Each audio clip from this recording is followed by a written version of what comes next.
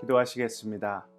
사랑의 하나님, 오늘 이 아침 말씀 앞에 선 주의 자녀들 위로하시고 주의 능력을 힘입게 하여 주옵소서. 예수 그리스도의 이름으로 간절히 기도드리옵나이다. 아멘. 할렐루야. 우리에게 새로운 하루를 허락하신 주님께 감사와 찬양을 올려드립니다. 오늘은 위로의 하나님이라는 제목으로 고린도후서 1장 1절에서 11절까지의 말씀을 함께 묵상하시겠습니다. 하나님께서 우리 그리스도인들에게 고난을 주시는 이유가 있습니다. 그것은 결코 우리를 괴롭히시기 위함이 아니지요. 참된 위로가 오직 하나님께 있음을 알게 하시기 위함입니다. 오늘 바로 그 은혜의 말씀이 기록되어 있습니다. 먼저 바울은 인사말과 함께 시작합니다.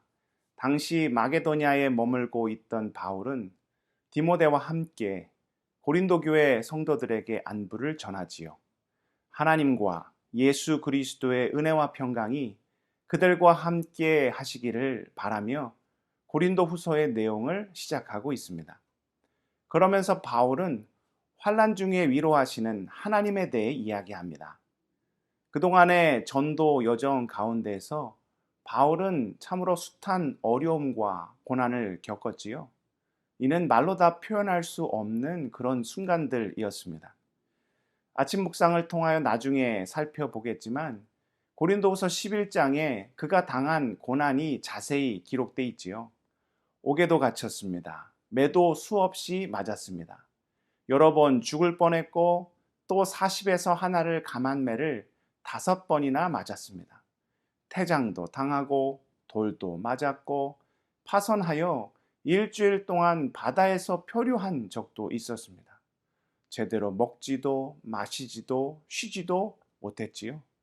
그렇게 감당할 수 없는 수많은 상황 속에서 포기하거나 낙심하지 아니하고 바울이 견디고 버틸 수 있었던 이유는 무엇이었다라는 것입니까?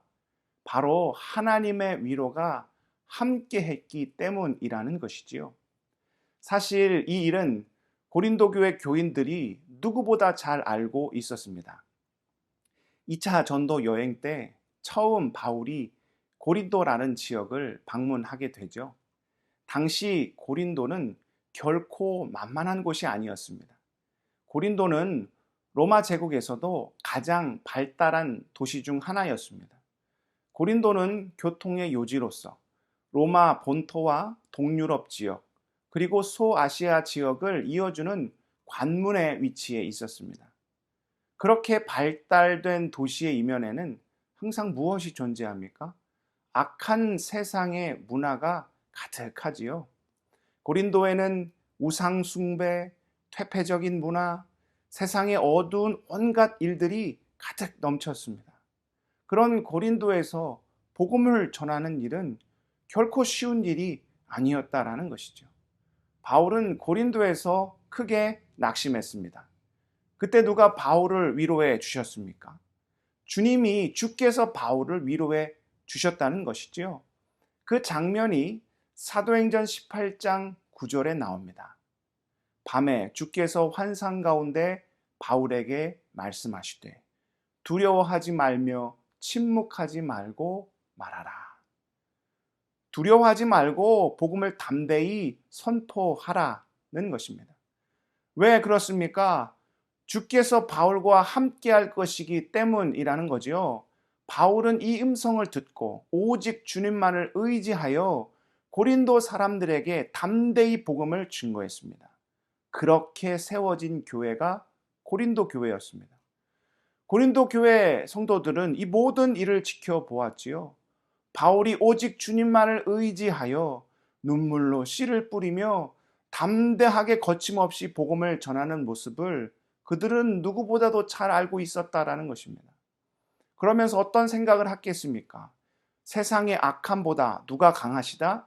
예수 그리스도가 강하시고 복음의 놀라운 능력이 무엇인지를 고린도 교회 성도들은 누구보다도 잘 알게 되었다는 것이지요.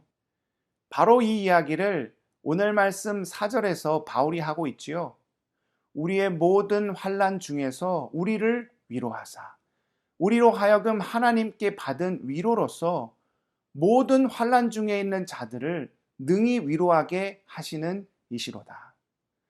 바울이 고난을 당한 것은 고난보다 하나님의 능력이 강함을 알게 하기 위함이었다라는 것입니다. 그런데 그뿐만 아니라 현재 고난을 당하는 사람도 바울의 모습을 보면서 어떻게 동일한 소망을 품고 같은 위로를 받게 하기 위함이었다라는 것이죠. 그런데 이 일은 사실 바울에게만 벌어진 것은 아니죠. 누가 이를 먼저 보여주셨습니까? 5절을 보십시오. 그리스도의 고난이 우리에게 넘친 것 같이 우리가 받는 위로도 그리스도로 말미암아 넘치는도다. 우리 주님께서 십자가에서 얼마나 큰 고난을 당하셨습니까? 그런데 그렇게 고난을 당하신 이유가 무엇입니까? 고난보다 무엇이 크다? 예수 생명의 능력이 비교도 할 수 없을 정도로 크고 강하다라는 사실을 보여주기 위함이었다라는 것이죠. 바로 그 소망이 바울에게 있었고, 바울의 고난을 통하여 또 누가 위로를 받을 수 있었습니까? 고린도 교회가 위로를 받고 또 오늘 이 말씀을 읽는 우리가 동일한 위로를 받을 수 있게 된다라는 것이죠. 8절 이하에서 바울은 다시 한번 이에 관한 구체적인 예를 들고 있습니다. 바울이 고린도후서를 쓰기 바로 직전에 그는 에베소에 머물고 있었습니다. 그런데 이 에베소 또한 고린도와 별반 다르지 않는 그런 곳이었다는 거죠. 우상숭배, 타락한 세상의 문화가 그곳에 가득했다라는 것입니다. 바울은 에베소에서 겪은 일에 대해 이렇게 표현합니다. 8절과 9절입니다. 형제들아, 우리가 아시아 에베소에서 당한 환난을 너희가 모르기를 원하지 아니하노니 힘에 겹도록 심한 고난을 당하여 살 소망까지 끊어지고 우리는 우리 자신이 사형 선고를 받은 줄 알았으니. 이를 한마디로 표현하면 죽을 만큼 힘들었다라는 것이죠. 그러나 그 이후에 어떻게 이야기합니까? 이는 우리로 자기를 의지하지 말고 오직 죽은 자를 다시 살리신 하나님만을 의지하게 하시니라. 사랑하는 성도 여러분, 우리는 고난 속에서 오히려 고난보다 크신 하나님을 경험할 수 있습니다. 혹여 삶의 어려움 가운데 거하고 계십니까? 모든 상황 속에서 우리를 위로하시는 그 하나님을 의지하심으로 늘 기쁨과 감사, 평안과 은혜 가운데 거하는 우리 모두가 될 수 있기를 주님의 이름으로 축복드립니다. 기도하시겠습니다. 사랑의 하나님, 감당할 수 없는 고난 가운데 거할 때 있습니다. 그러나 고난보다 크신 주님을 바라보게 하시고 주의 위로를 경험케 하여 주옵소서. 또 우리의 모습을 통하여 많은 이들이 동일한 소망을 품게 하시고 주의 위로 가운데 모든 것 이기며 승리하는 놀라운 은혜의 역사를 우리 삶 가운데 온전히 허락하여 주옵소서.